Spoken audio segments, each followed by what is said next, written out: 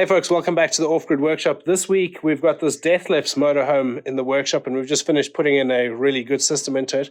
And so I thought I would give you a walkthrough and take you through how we've done it. I don't think we've got one of these on our channel yet, but hopefully this will help you, give you some inspiration and give you some ideas of what's possible and how you could put a really good system into one of these Dethleffs. So let's take a look. Okay, so first thing is we put this 230 volt external socket out here. This is the bullfinch version. I prefer these just because they're slightly easier to mount than the Truma, because all you have to do is cut a 100mm hole, circular hole, so you can just use a hole saw for it, so it's much easier to do. The Truma, you've got to have a weird shaped one, you can't just do a circle hole. So yeah, this is out here. Customer specifically requested that it was there because they wanted to keep the cupboards and that as neat as possible, and so we were able to make use of the back of this speaker box here. We could take the speaker off the front there, get access to be able to cut the hole through and then mount that. That's obviously wired through to the consumer unit here. This is all done as well. We've wired in the multiplus, which I'll take you through shortly and show you where all of that is. But yeah, here's the consumer unit. And then these vans, or at least this one, came from factory with the EBL and all of that stuff under the passenger seat, and the two lead acid batteries were under the driver's seat.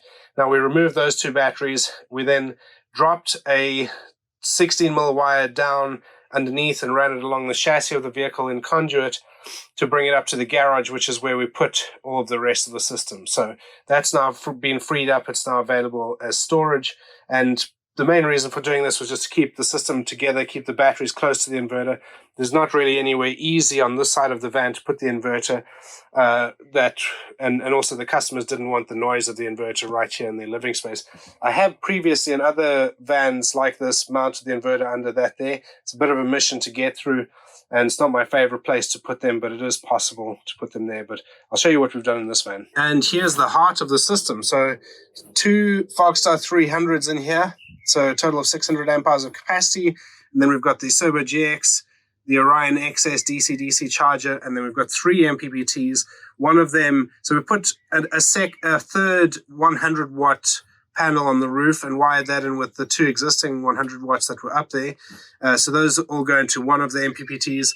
The other one is for 2 additional panels that we added, Victron panels.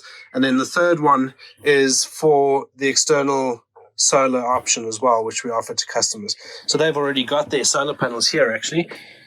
The Total Cool, I think these are the 220 watt panels, and so that goes to an Anderson there, which I've made an extension which they can then drop out of that door and plug that in to get power from the external solar, and so that goes into the third MPPT.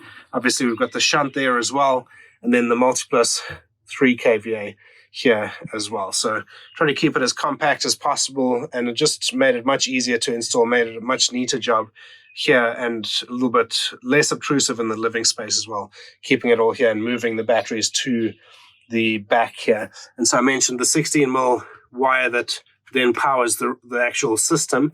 So this is the one that drops down through this conduit, through this here, and below the floor along the chassis rail to the front, and then comes up under the seat to join into the EBL and the rest of the electrics.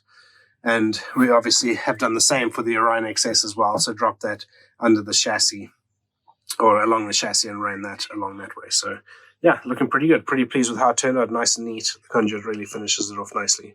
All right, and up here are the 3 100 watt panels on the top, and then a 185 and a 90 watt panel here. So finishes it off nicely. Pretty much most of the room on the roof is used up. There's this little gap here. Could get a smallish panel here. But yeah, that's used up most of the room. It's given them sort of 550 watts or thereabouts. So for the size of the van, it's pretty good going, especially with how busy the van is. It's also got aircon as well, and skylights and all that sort of stuff as well. So yeah, pleased with how that turned out. And here's our Turbo GX. So obviously if you tap into the solar, you can see the 3 solar controllers there. So our back array, front array, external solar. Got our B2B here, our DC-DC charger, the Victron Orion XS, and then obviously the shunt inverter. So yeah, we can add in temperature probes and gas level sensors here as well.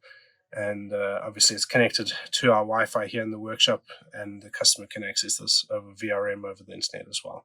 So yeah. And mounting this here, there was a thing here for the satellite dish, which we removed, and we were able to punch that through here.